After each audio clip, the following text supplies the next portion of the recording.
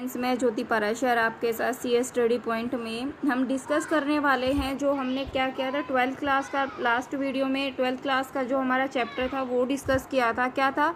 Simple query और in SQL. क्या किया था? Simple query in SQL. हमने वहाँ पे ये पता किया था कि हमारे किस तरह के डाटा टाइप्स होते हैं, लिटरल्स क्या होते हैं। ठीक है, आज अब हम करने वाले हैं किसके बारे में? हम डिस्कस करने वाले हैं difference between char and varchar data type.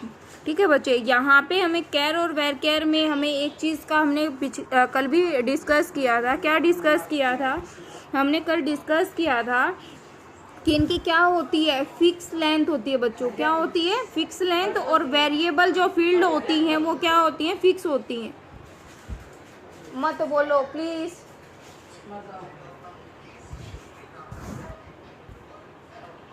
हमारी यहाँ पे क्या होती है? वेरिएबल लेंथ भी फील्ड्स की क्या होती है? फिक्स होती हैं। ठीक है, इसकी डेफिनेशन पढ़ते हैं तो क्या कहता है? In order to understand the difference between char and varchar data type one must be the clear about the fix length. क्या होते हैं? क्लियर होते हैं फिक्स लेंथ के बारे में और वेरिएबल लेंथ फील्ड के बारे में। इतनी बात समझ में आई? अब नेक्स्ट बात करते हैं। क्या कहते हैं? Field a field is data element which can store one type of information. मतलब जो हमारी फील्ड होती है ना वो one storage, one type of information. अब देखिए बच्चे, हमने एक टेबल बनाई।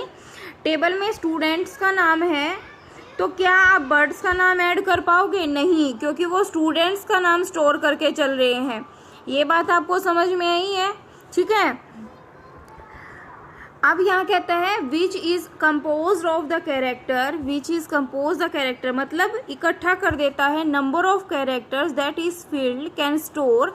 कि जो नंबर ऑफ कैरेक्टर होते हैं ना वो एक फील्ड स्टोर करके चलती है, is called a field length. कि जैसे बच्चों यहाँ पे क्या है, मैंने यहाँ पे ये लिखा। अब एक कैरेक्टर है जैसे ज्योति, तो ठीक है, तो उसमें जितने नंबर ऑफ अल्फ़ाबेट हैं जैसे 1 2 3 4 5, तो क्या है?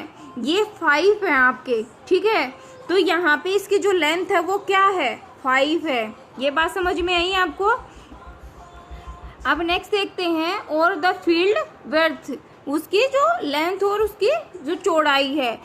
As each character required one byte of storage, number of character inside a field and determine its the field worth is type as those many bytes the field is required for its storage। ठीक है, ये बात आपको समझ में आ रही होगी बच्चों। अगर आपको कुछ भी समझ नहीं आए ना तो आप प्लीज़ मुझे कमेंट बॉक्स में मुझे लिख दीजिएगा कि नेक्स्ट टाइम मैं आपको अच्छे से और करा पाऊँ। जिस आपको उसमें टॉपिक में प्रॉब्लम है मैं दोबारा से उसे और अच्छे से कराने की कोशिश करूँगी। अगर आपको कंटेंट अच्छा लगता है तो अपने फ्रेंड सर्कल में इसे लाइक और सब्सक्राइब ज़रूर कराइएगा। ठीक है, नेक्स्ट चलते हैं हम। क्या है हमारे पास? हमने कहा कि फिक्स लेंथ के बारे में फील्ड की और वेरिएबल लेंथ फील्ड के बारे में। अब हम पढ़ते हैं तो इसने कहा देखो हमारी फिक्स लेंथ फील्ड की होगी तो वो क्या करता है? जो number of bytes every data element store, the number of bite determine the maximum number of character the field can be store. यहाँ पे not necessary all the element inside the field in the same length. देखो बच्चों, अब मैंने कहा कि आपके पास इसकी जो रेंज है, जो इसकी लेंथ है वो 20 कैरेक्टर स्टोर करने की है। ठीक है, पर आपने यहाँ पे स्टोर किया 10 कैरेक्टर। 10 कैरेक्टर तो हमारे क्या हो गए? वेस्ट हो गए ना। तो हमारी जो फिक्स लेंथ फील्ड है वो कहती है कि मैं 10 कैरेक्टर भी इसको फील्ड करके चलूँगा, मुझे कोई दिक्कत नहीं है, हमारे 10 कैरेक्टर वेस्ट भी रहे। बट यहाँ कहता है अब but length is determine maximum possible element in a data element fixed length field some space also be क्या कहता है?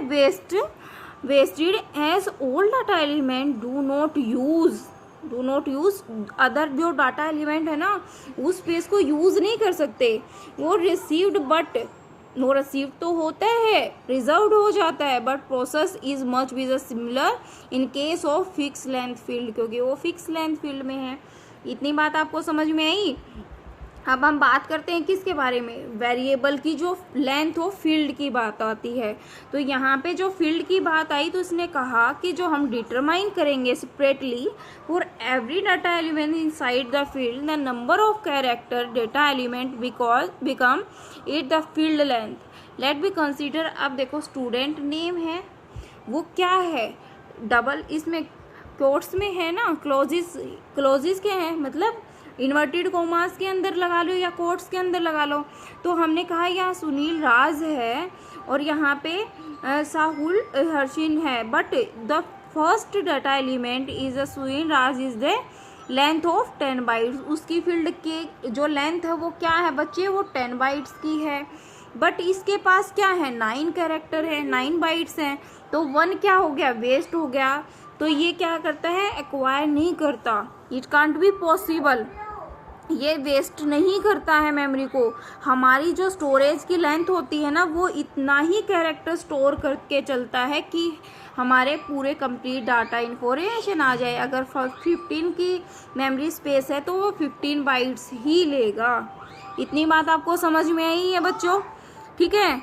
अब हम बात करते हैं किसकी, अब हमने डिफरेंस किया, क्या किया, डिफरेंस किया बच्चों।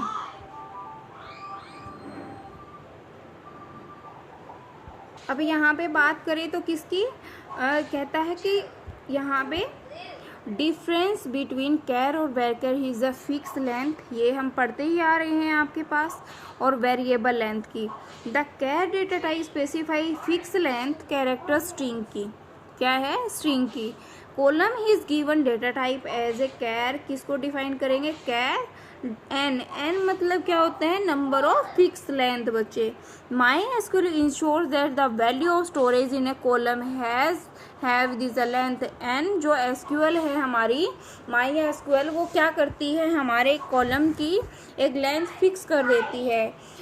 It a value is the shorter than the length n, अगर वैल्यू n से शॉर्टर है blank space is added, char क्या करेगा, ब्लैंक स्पेस को ऐड कर लेगा, but size of value remaining n byte, तो उसका साइज इतना ही रहेगा। यही बात आपको पहले भी मैंने बताई है और वही दोबारा से रिपीट हो रही है बच्चों।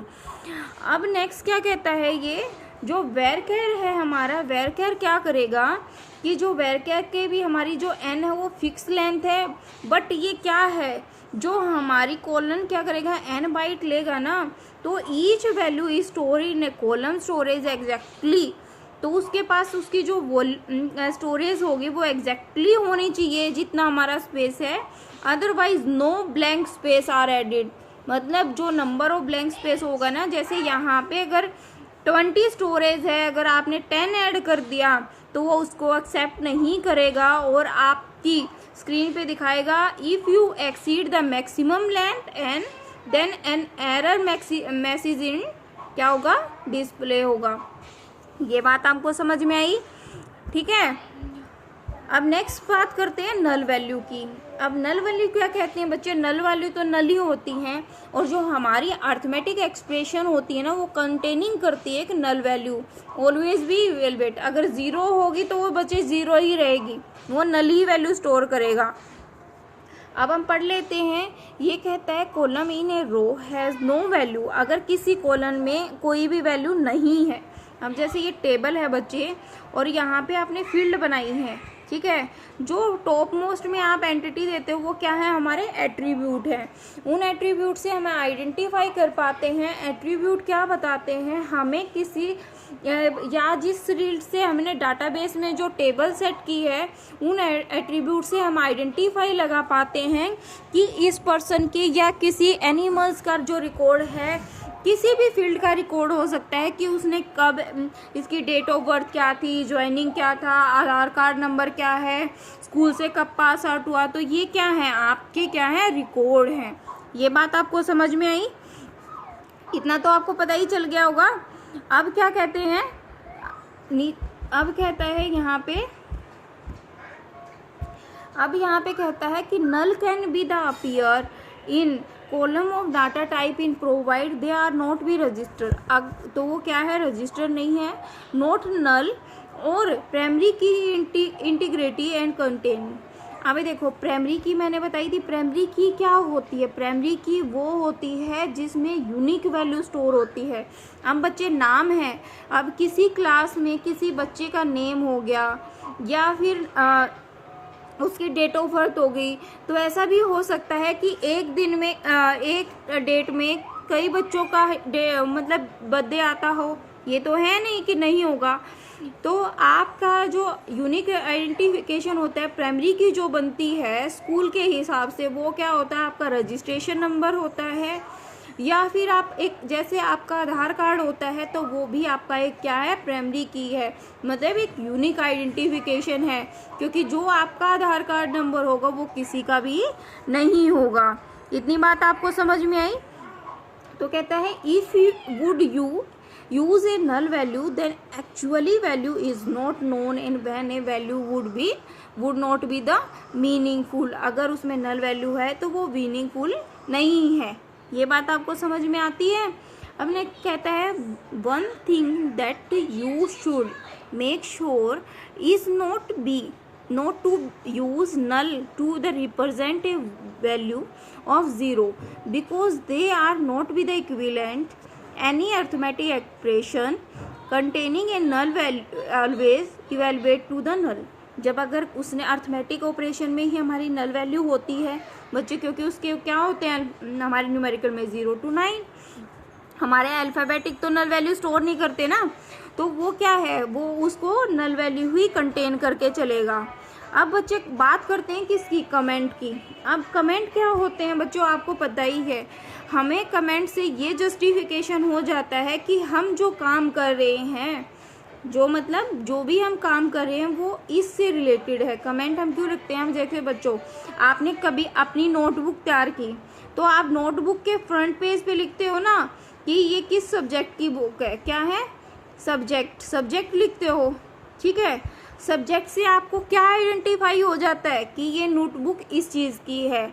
आपने एक ही टाइप की नोटबुक परचेज की, बट आप you can not be identify कि which notebook is a specified subject, तो you can the write down in the subject name, तो you can easily find out your notebook is this subject. तो हम यहाँ पे क्या कहेंगे, ये हमें इस कमेंट क्या करता है, वैसे ही हमारी जो लैंग्वेज होती है जिसको हम कमांड बोलते हैं, कोडिंग बोलते हैं, उनको हम समझाने के लिए कमेंट यूज़ करते हैं। कमेंट कभी भी क्या होते हैं, नोज एग्जीक्यूट, वो रन नहीं होते। वो जब आप उसको अपने रीडिंग सेशन में देखते हो तो उससे हमें पता चलता है कि ये डॉक्यूमेंट्स या हमने कोडिंग की है ये इससे रिलेटेड है। ये बात समझ में आई। अब ये कहता है कि यहाँ पे एक comment can be appear between any keywords हो गए, पैरामीटर्स हो गए या पंचुएशंस होगी। Make is a statement, you can include A comment is a statement using either of these means. समझ में आई।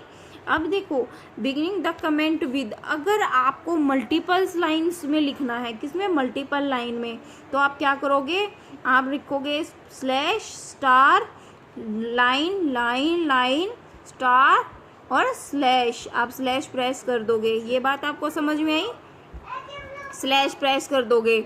जब आप बात करते हो किसकी, आप बात करते हो बिगिनिंग विद कमेंट, जब आप स्लैश लगा के, मतलब डैश लगा के, डैश लगा के आप स्टार्ट करते हो कमेंट को, proceed with the text on the comment, this text cannot be the next in the new line। आप एक ही लाइन में लिखोगे, आप नेक्स्ट लाइन में मूव ऑन नहीं करोगे। इतनी बात आपको समझ में आई बच्चों।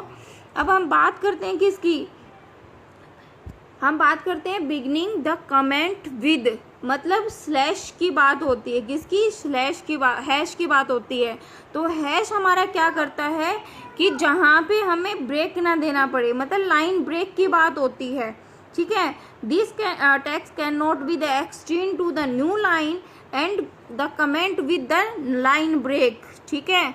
अब देखो आपको एक प्रोग्राम दिया हुआ है यहाँ पे एसक्यूएल का, और यहाँ पे एसक्यूएल कमांड में क्या कहता है, सिलेक्ट लिया है।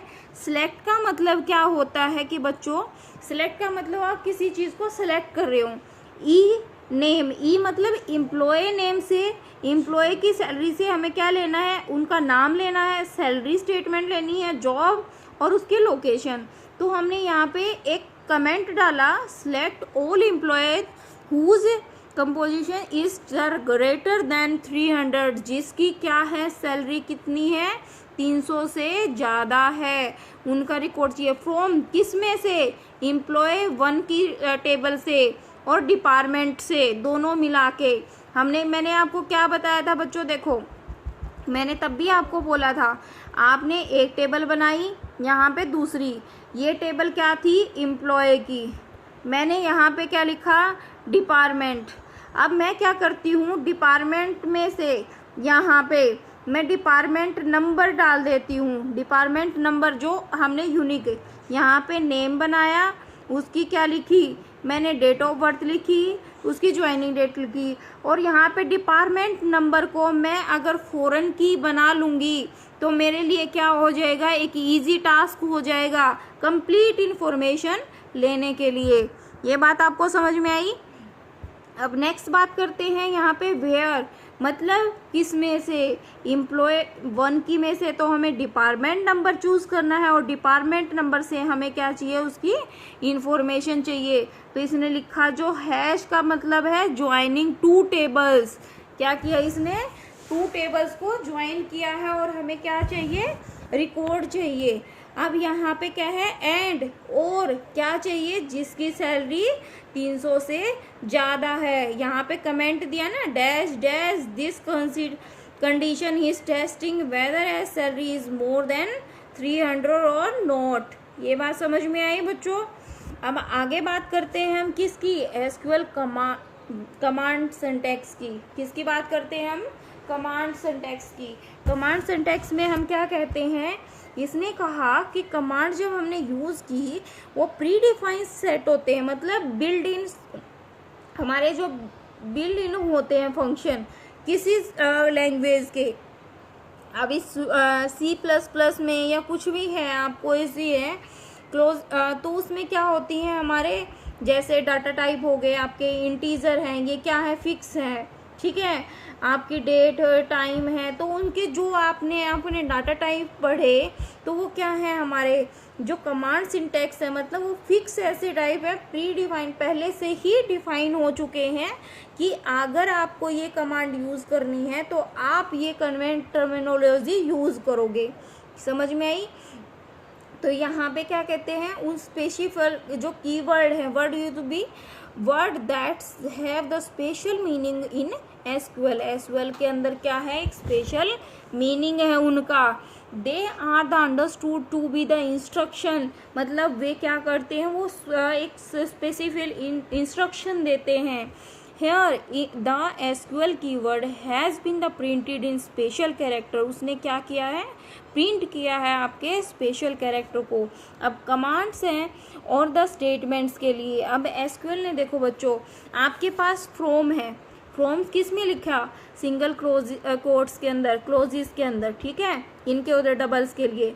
वेयर आपका ऐड किया है, argument complete or modify the meaning of a data of a clauses के अंदर। In the above example sale, अगर सेल की बात करें तो यहाँ पे आपने क्लोज किया है इनको दोनों को। From is the keyword of from close, ठीक है, ये बात आपको समझ में आई। अब देखो बच्चों, मैंने 2 टेबल आपको बताई थी, वही एम्प्लॉय की और डिपार्टमेंट की। यहाँ पे आपकी एक टेबल बनी है जो जैसे event table of database manage, ठीक है, यहाँ पे नेम दिए, डेट दी, टाइप दिया और रिमार्क दिया, ठीक है। अब यहाँ पे दूसरी टेबल है pets table of the database manage. अब पेट्स की बात की जाए तो उसने वही नेम दिए हैं, ठीक है, उसके ओनर दिए हैं, स्पेस दी, उसके स्पेसिफाई किया है, सेक्स दिया है, सेक्स नेम दिया है कि वो मेल है फीमेल है, और बर्थ दिया है कि वो कब जन्म हुआ था, और डेथ हुई है या नहीं हुई है, यहाँ पे फिक्स किया हुआ है, ठीक है। अब यहाँ पे बात करते हैं, a database once create is ready for the further processing. अगर हमें फर्दर प्रोसेसिंग करनी है, you must not be the created database. अगर आपने डाटाबेस क्रिएट नहीं किया है, every time you log in the MySQL just create it's for a very first time. अगर आप क्या करोगे, फर्स्ट टाइम क्रिएट करोगे, you need to do it your home machine only, अपनी मशीन पे। In your school labs your teacher keep everything ready for you, just given it the show and how much extra work they do to make your learning effective and fruitful. Do not know you think they deserve and the heartfulness and thank for that. ये हमारे लिए क्या है, बहुत fruitful है और हमारी जो क्या है, हमें से एक फास्टली वर्किंग देती है हमें डाटा स्टोर करने के लिए। ठीक है, अब क्या है यहाँ पे हम बात करें किसकी, मेकिंग सिंपल क्वेरी की। अब बच्चों देखो, हमने एक टेबल बना ली। अब टेबल में क्या करते हैं, हमें एक लाइन की या 2 लाइन की क्वेरी हो गई, क्या होगी, क्वेरी होगी, किसी चीज़ में प्रॉब्लम हुई। ठीक है, हमने क्या किया, उस क्वेरी को रिमूव करने के लिए हमने RDBMS की किस हेल्प ली, किसकी ली, RDBMS की। RDBMS क्या है, रिलेशन डाटाबेस मैनेजमेंट सिस्टम। ठीक है, और यहाँ पे क्या किया, हमने उनको एक कमांड दी जिसमें हमें प्रॉब्लम होगी उसको हम क्या कर लेंगे, सिलेक्ट कर लेंगे। ठीक है, क्या कर लेंगे, सिलेक्ट कर लेंगे। ठीक है, SQL क्या करता है, सिलेक्ट कमांड के लिए, मेक ए सिंपल क्वेरी के लिए।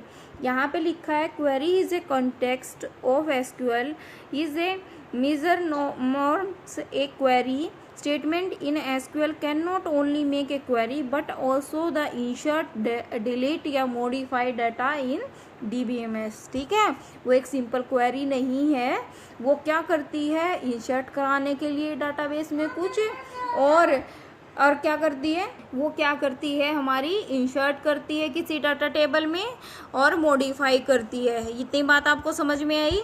अब हम बात करते हैं किसकी, हम बात करते हैं एसेसिंग डाटाबेस की। एसेसिंग का मतलब क्या होता है, मतलब किसी चीज डाटा से हमें एसेस करना कोई भी information. Before you start making a query, जब आप स्टार्ट करते हो क्वेरी को, upon the data in table of a database, you need to open the database for use. For this, after logging into MySQL, you need to issue in command. तो आप क्या करोगे, use database name, अपनी table का name. अब यहाँ पे example दिया है MySQL यूज एंड मैनेज। ठीक है, वो टेबल का नेम जो हमने ऊपर टॉप में की थी। अब यहाँ पे क्या कहता है, डाटाबेस चेंज करना है। ठीक है, यहाँ पे MySQL लिखोगे। Once the database manage is open for use, you can start issuing the command that you will be the learning in a short while from a now। समझ में आई इतनी बात आपको। अब यहाँ पे क्या है, सिलेक्ट कमांड की बात की गई है। देखो, सिलेक्ट की बात मैंने आपको बताई। देखो बच्चों, मैं क्या कहती हूँ, टू ये लगा लो, जब आप किसी लेटर को भेजते हो, और फ्रॉम, सिंपल तरीके से बता रही हूँ, फ्रॉम का मतलब है जिसने भेजा, मतलब एक ये लगा लो किसी टेबल का नाम। ठीक है, अपनी इंफॉर्मेशन। टू का मतलब है सिलेक्ट। ठीक है, मैंने किसी इंसान को सिलेक्ट किया कि यहाँ से मुझे ये चाहिए, इसके पास इंफॉर्मेशन क्या करनी है, सेंड करनी है। ठीक है, फॉर्म क्या है कि कहाँ, किसने भेजा, मतलब कहाँ से डाटा उठाया। इतनी बात समझ में आई है आपको। अब यहाँ पे देखो, अगर सिलेक्टिंग कॉलन की बात की जाए, यहाँ पे देखो सिलेक्ट क्या कर दिया इसने, MySQL से सिलेक्ट नेम लिया है, ओनर लिए हैं, कौन सी टेबल से, पेट टेबल से। किससे, पेट टेबल से। देखो ये नेम है और ये ओनर है। ये बात समझ में आई। क्या लिखा, MySQL में सिलेक्ट नेम लिया है और नेम, और हमें क्या चाहिए, ओनर नेम चाहिए, किससे, फ्रॉम पेट टेबल से। ये बात आपको समझ में आई।